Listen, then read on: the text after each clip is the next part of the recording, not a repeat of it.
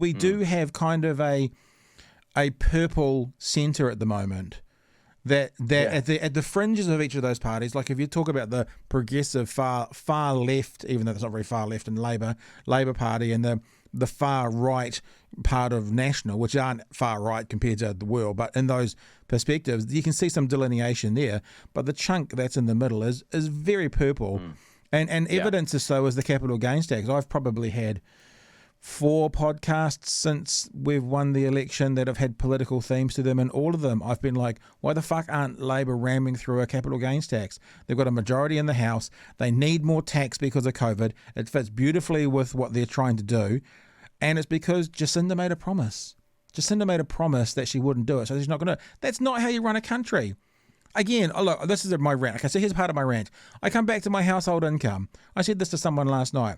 Like, my household income says, hey, Pat, it's time to upgrade your car. You're going to earn a car. Get a car this year. Good. That's part of my projection. I'm going to do it in the second half. Hey, guess what?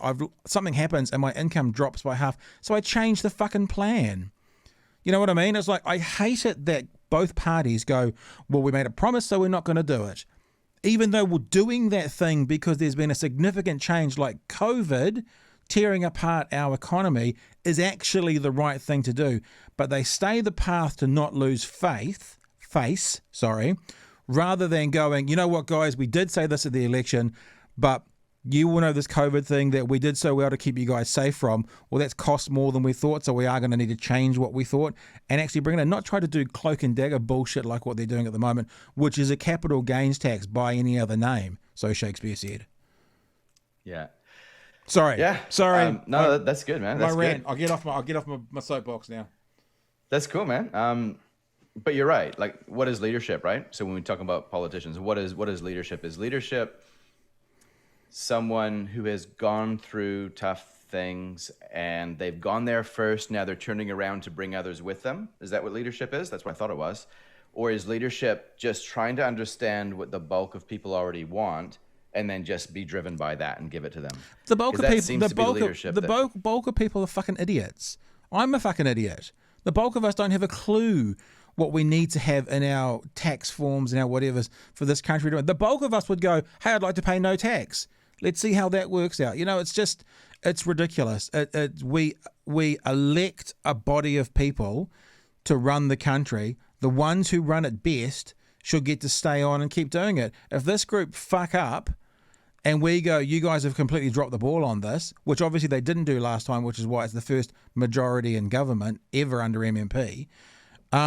That's why they've got a majority. But if they fuck up this time around, then next time the country, en masse, is going to go, you guys didn't do well enough, we're going to get someone else.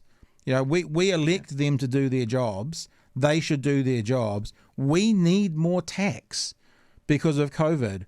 I said to the same conversation I was having last night. This capital gains tax, by any other name, still smells of sweet, is said to be bringing in 500 million to a billion a year. The fucking cannabis referendum would have brought in $500 million a year. There's $1.5 billion a year that we could have had in tax takes that these guys are pussyfooting around. It's like, and you know what would have got the cannabis tax bill through, right? Like you know what would have got the cannabis bill through. Not everyone being fucking idiots. Well, also just leadership. At any stage, did our fearless leader actually say what she believed in? Yeah.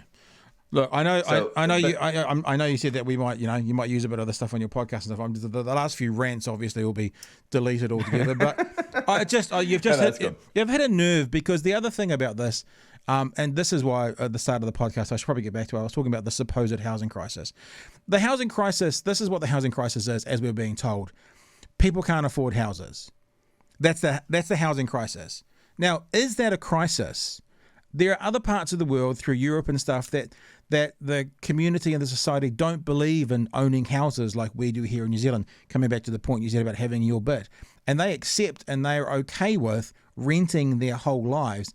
Now, what those countries have is laws and rules around renting that enable someone to rent a place for their whole life.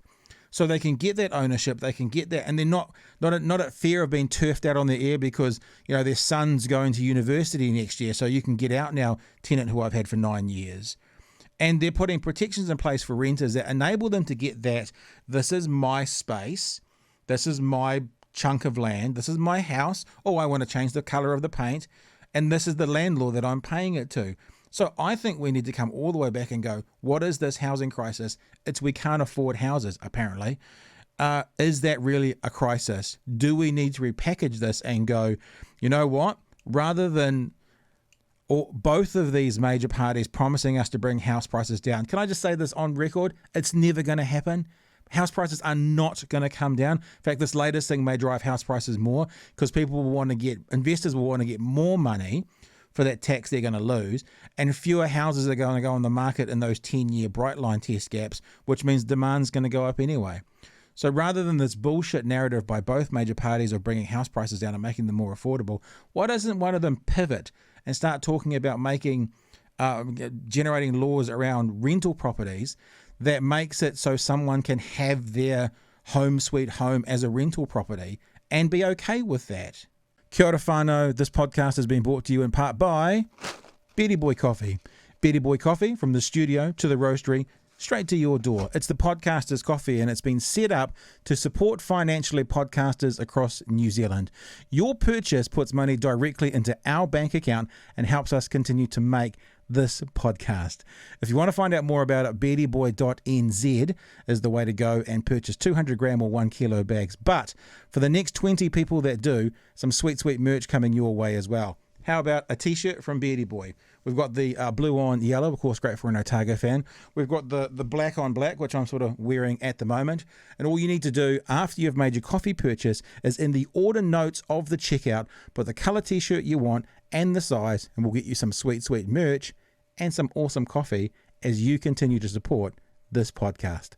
www.beardyboy.nz. Hooroo.